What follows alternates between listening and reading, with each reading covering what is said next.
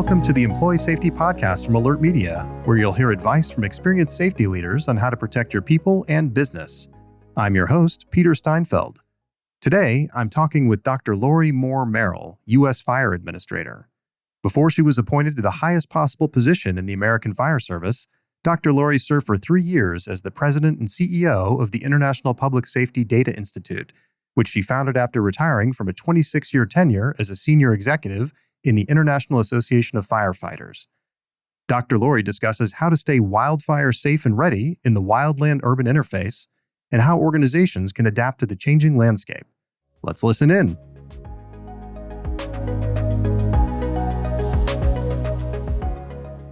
Hey, Dr. Lori, thank you so much for being here today.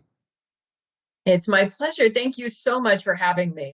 So you hear those stats that 90% of Americans, or some really high number like that, live within close proximity to a big box retailer. And that seems to make sense with our dense urban environments. But I was pretty shocked to learn that close to 1/3 of the U.S. population lives in the wildland-urban interface. And that's a really large number. Can you start by explaining what the interface is and why it's a huge area of concern for wildfires? I would be happy to. So we'll start with the WUI, or what we call the wildland-urban interface. And so the wildland-urban interface is an area between what was an urban or a suburban area, community, and the forested area, whether it is a national park or just a general forested area adjacent to communities. What has happened is that over time, we have taken down trees and expanded those communities into that space that once was forested. And so it's that community that has gone into an area that was once forest is now the interface. And so we want to be really careful about how we say what we say. In other words, wild land is a location. The urban area is a location. Suburban area is a location. The interface is a location. And we even have areas that we call intermix. And that intermix goes to where houses are actually built inside some of the forested areas. And so we're actually having people who want to go live in those forested areas. The problem that all of these locations have today is wildfire, which you mentioned. And so we want to be very deliberate when we talk about wildfire. Wildfire can occur in any of those locations. That's a great distinction. So what are some of the recent trends or perhaps headlines around wildfires in these interface areas? You know, it's interesting that you ask that because there are certain trees that depend on fire. We've had our tribal communities who have used fire effectively in their culture for hundreds and hundreds of years. And it wasn't until we began to clear some of this space and put homes on geography that was always fire prone. And so just because we cleared the trees and put homes there does not mean that geography is not still fire prone. And that's been the breakdown, I think, in what has occurred, is we don't understand that building out a community in that land space makes it safe, particularly if we don't adhere to building codes and standards created for that kind of building.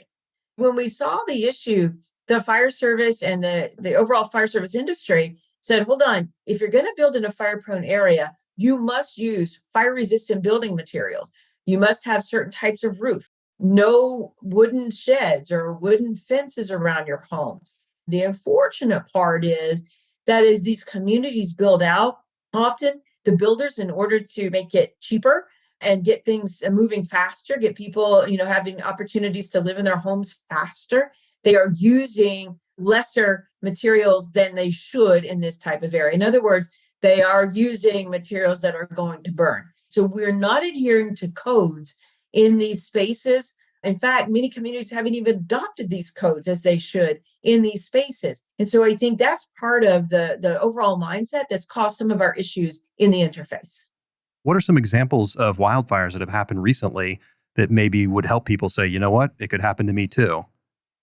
Oh, I love that question. Certainly, one of the bigger statistics I think that's sobering for me is that in the last 17 years, we have had the 10 largest fires in US history just in the last short number of years. And that includes like the Camp Fire, the Paradise Fire, the Woolsey Fire, the Caldor Fire. We are looking at fires that have taken place that are massive, over 100,000 acres burning. It's a stunning amount of land, but also the homes that have taken place and the deaths that have occurred in these fires. And I think that this is something for me that helps us understand that a lot of this is climate change driven, these fires, but it's coupled with the fact of what we've already talked about is taking down trees in forested areas and building communities and not building them to code and appropriately so that we're really contributing to the potential loss because of the way we build and because of the way we're building out in these fire prone areas. So when we have a fire, your loss is going to be greater because we haven't built resilient communities. And so if we don't pay attention to the resilience of what we're building, which means homes that are materials that are not going to burn. So these are the kinds of things that we've got to think through. And I think in this space, if I may, there's a different scenario that's really climate change driven as well. And this took place with the Marshall Fire. The Marshall Fire was different. It took place in Colorado, the Waldo Canyon area, but the Marshall Fire as well in that space in Boulder County, and it not being an interface necessarily contributing to this. This was a grass fire that was community driven and moved through that community. It burned 1,080 homes very quickly. And it had nothing to do with trees burning. It had everything to do with ember movement from home to home in a drought-ridden community. So let's not trick ourselves into thinking this only happens in the interface and contributing to what we've talked about, though that's the largest portion. But it can happen in any suburban community with these fine fuels that can burn in a drought-ridden scenario. So yes, it is getting worse. It is climate-driven. And we are contributing to part of the problem by the way and where we build. Are there some communities or cities or towns that are doing better jobs than others? Oh, I love that question. Yes, I just mentioned Waldo Canyon. So we recently visited with the heads of some of the national fire organizations. USFA went out and did some community engagement.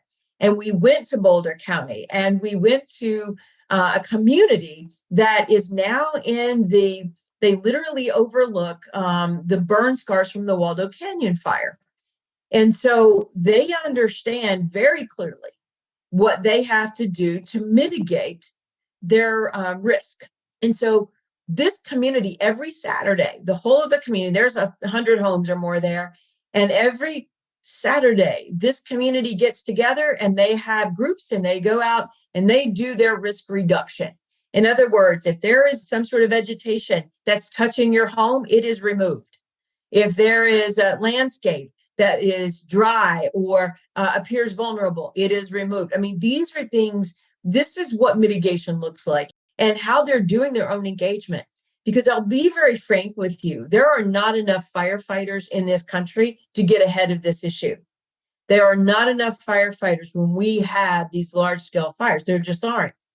So we need communities to engage, to make their risk at a level that they become resilient.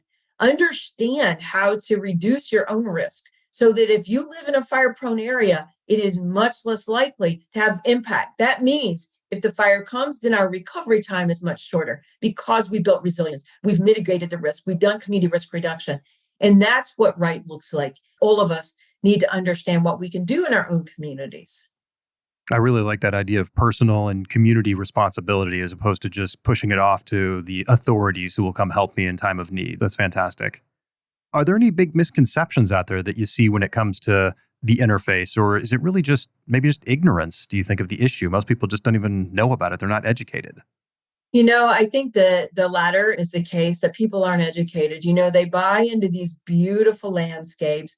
What are the building materials in that home before I buy it? Can I get insurance in this community? That's the new question, right? Can I get insurance in this community before I buy that home? And I think that that's going to be one of the main drivers. That is the awakening call for everyone buying in the interface communities because our insurance organizations, the companies, they are choosing either not to renew and certainly no new policies if you live in one of these fire prone areas and proper mitigation has not been done. Usually, when you look at insurance or getting insurance for your home, wherever you buy, and certainly if you're going to have a mortgage, you're going to have insurance. Well, it's typically just about your home, right? And the risk mitigation and all of that at your home. In the wildfire space, however, particularly in the interface, it's not just about your home. You can do everything right. You could have used fire resistant materials. You can mitigate your landscape. You can make sure there's no wood around your property and even use gravel and all of that instead of grass around your landscape. But if your neighbor doesn't, then you still have risk. And so this is what the insurance agencies are considering now, whether they choose to insure or not. And I think that's going to be the wake-up call for all of us. And certainly those choosing to buy, unfortunately, many have already purchased and did not realize where they were living in these homes. So there's a lot at play here, I think, Peter. Yeah, and it just speaks to the point that it really is a community activity. It's not something that you just have to focus on your own house or wait for the authorities. You've got to really take a community-based approach here. Yes, every time. This is absolutely community-driven resilience. And that's a word that I really want to hit again is resilience building. If we can build resilience in our communities, which means people understand, which we're active. And by the way, this is not a one and done scenario for fire, because when you're mitigating the fuel load, and that's your vegetation, I often say fuel, I want to make sure it's what's going to burn if there's a fire, right? What do you have that's going to burn? And if it's vegetation, then it regrows. So it's not like you can do it one time and you're done. If you're going to live in this area, you need to understand the structure you're living in, whether or not it's fire resistant, type of windows. I mean, everything, your vents. There are things that you can do to mitigate some of those risks around your home, and that builds resilience. Anytime we reduce risk, we increase our resilience factor, which means if there is a fire, I have less damage and I recover more quickly. Well, you talked a bit about what individuals can do, but what can organizations that are operating in or near the interface do to assess their risks and vulnerabilities when it comes to wildfires and help mitigate those? I think it's the same for businesses as it is for homeowners to understand what kind of building materials did you use to construct any structure that you have. I mean, that's going to apply across the board. Making sure that we have fire resistant structures is key. Understanding what that means to implement the Wildland Urban Interface Code. So the International Codes Council, or the ICC, has a WUI code, a Wildland Urban Interface Code, that is a national code. And so understanding that that needs to be implemented and understanding what that impact looks like for businesses. And so I would encourage any business owners to look that code up and understand what is in it. One of the things is making sure that you have an evacuation plan. So it's not just about the structure, it's about how do I get people out? And so we often practice that for evacuation out of a particular building. But in the interface, when we are building communities or businesses in these areas, often there's only one road into this whole community section, right? If I'm trying to get a lot of people out, there's only one road out. And so understanding the overall impact, if I need to evacuate, and we need to evacuate quickly, because we've already determined and had a conversation about the fact that fire is fast. So evacuation becomes critical. First of all, for businesses, listen to the local authorities. If there's fire in the area, make sure that you are listening. If they say evacuate, evacuate, because they understand a much bigger picture about your path out than you may. So getting people out of the area when you're told to do so is huge. Understanding the evacuation from the building, but the evacuation out of the community as well. So I think all of these things can apply when we're thinking about businesses operating in the interface. And where can people get help understanding the evacuation route from their area? Because like you said, people understand their building, they're in there every day, and they have a plan on which places to go. Don't use the elevators, go down the stairs. They have the signs. People don't know what to do when there's a fire in the community. So where can you go for help with that? Certainly the municipal fire departments will have those evacuation routes. And so understanding what those are, fortunately, they have practiced this and they know, right, how to do it. And so checking in with your local fire departments, practicing those evacuation routes. We talk about that a lot with kids in schools about how to get out of your home, practice how to get out and have 3 ways to get out and all of that sort of fire prevention, fire safety messaging that we do with children for structure fire. The exact same messages apply here. Know how to get out. And then encourage your employees as well. And your fire departments, your local fire departments will have these lists as well to make sure that you have a supply. What are you going to need? Prepare that, keep it in your trunk during sessions of high risk wildfire in your communities. Make sure you're ready to evacuate so you're not scrambling. If you're at work, you still have it with you. If you're at home, you have it with you. And your family is ready to evacuate wherever you may be. But your local fire departments will have these kinds of routes and supply list for you. No, that's fantastic advice. Are there secondary impacts of wildfires that organizations should prepare for? And I'm thinking of the recent fires in Canada that cast an orange haze over New York City and the surrounding area for many, many square miles. That's a great question and very timely. The Canadian wildfires, these were truly wildfires. And in Canada, their practices are that they don't, as long as it's just wildfire and it's in the wild land and not threatening a community, they let them burn. The vegetation needs fire in order to regenerate and that sort of thing. And so our environmentalists will, say, let it burn because the trees need that as long as it's not threatening communities. Well, when the wind shifted and brought all of that wild land fire smoke toward the US, then this became a big issue. And so as long as it was burning up there, it's fine.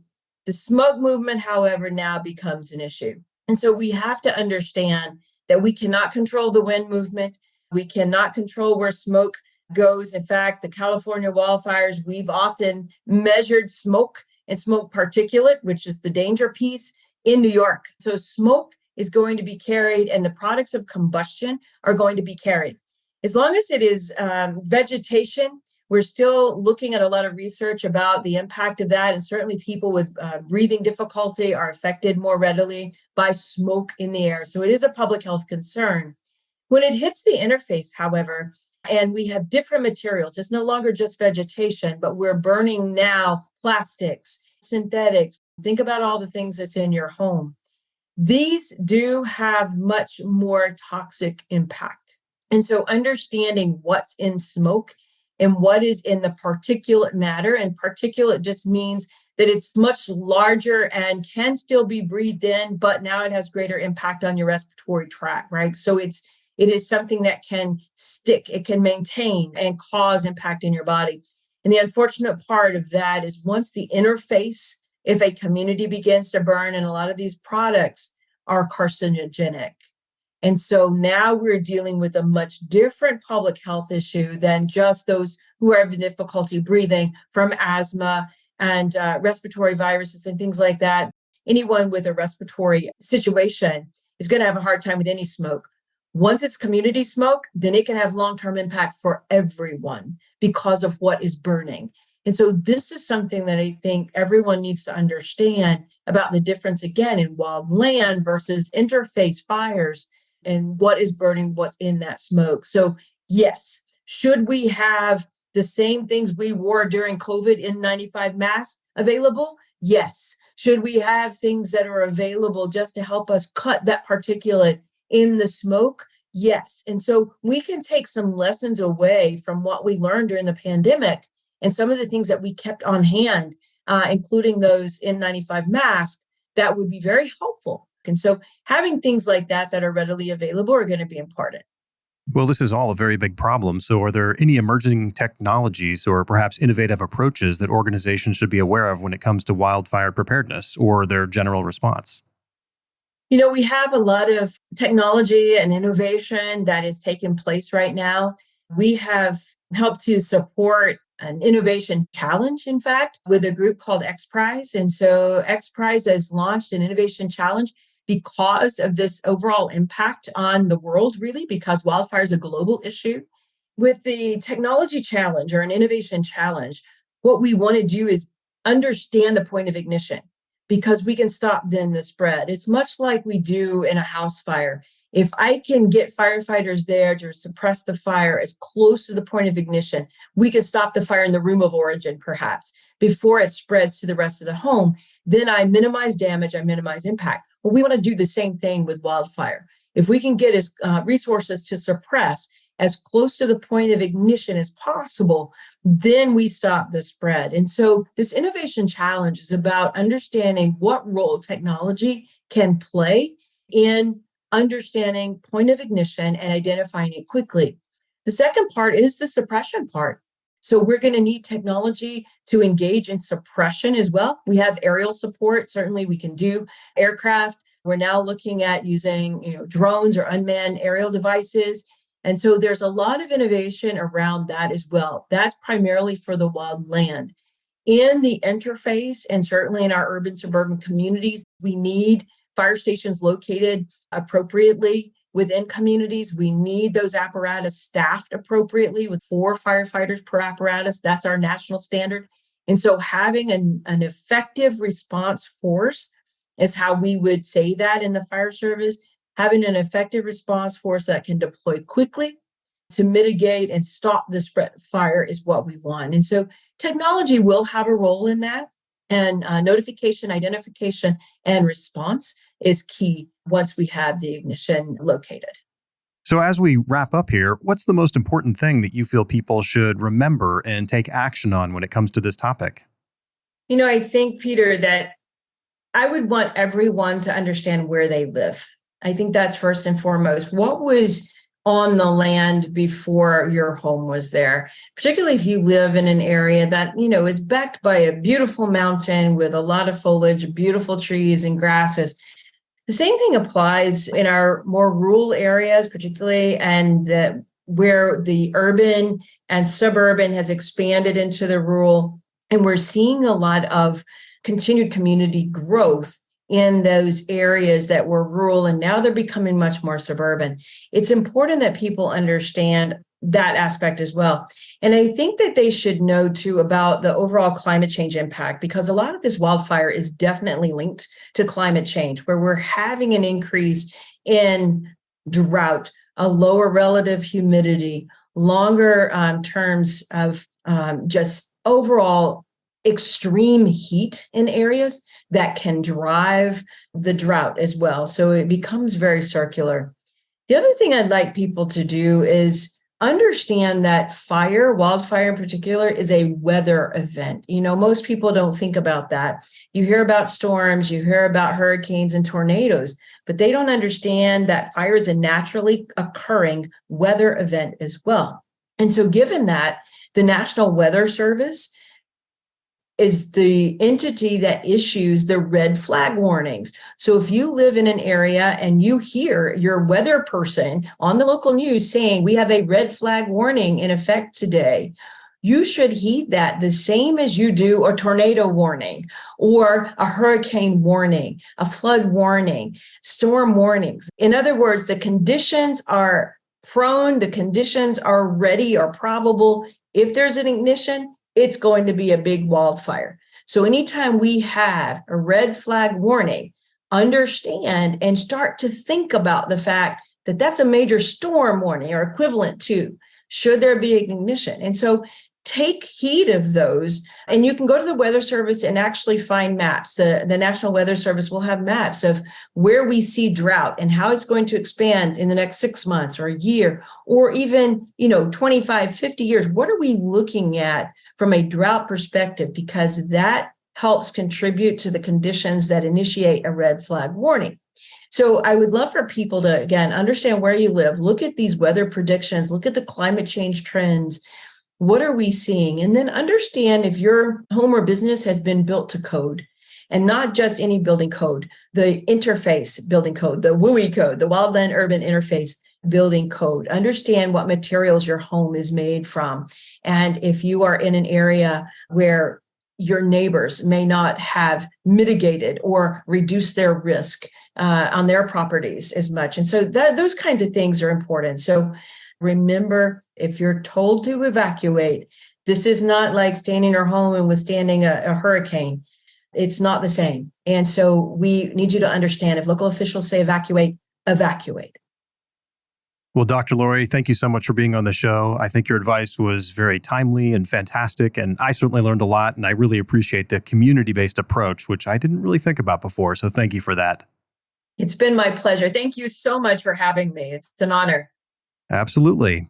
To learn more about Dr. Lori's work with the U.S. Fire Administration, check out the links in the show notes. Tune in next week for more expert advice to help you protect your business and people. Remember to subscribe, rate, and review the show wherever you get your podcasts. Have a safe week, everyone. Thank you for listening to the Employee Safety Podcast from Alert Media, the industry's most intuitive emergency communication and threat intelligence solution. To learn more about how to protect your people and business during critical events, visit alertmedia.com. Until next time.